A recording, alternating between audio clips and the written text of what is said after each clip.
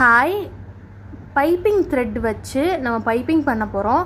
இப்போது நான் அதை வந்து நார்மலாக எப்பயும் போல் ஒரு கிராஸ் பீஸ் வச்சு சுற்றிலும் இந்த 1/2 இன்ச்சில் ஸ்டிச் பண்ணுவோம்ல, தச்சுட்டு நம்ம திருப்பும்போது இந்த பிசுரெல்லாம் கீழே பார்த்து, ஓகேவா, கீழே பார்த்து வச்சுட்டு பைப்பிங் த்ரெட்டு அதுக்கு மேலே வச்சு அந்த த்ரெட்டு தெரியாமல் கவர் பண்ண போகிறோம். கவர் பண்ணி இப்படி தைக்கும்போது நமக்கு அந்த நூல் உள்ளே எவ்வளோ வச்சுருக்கோமோ அந்த அகலம் மட்டும்தான் வெளியே தெரியும்.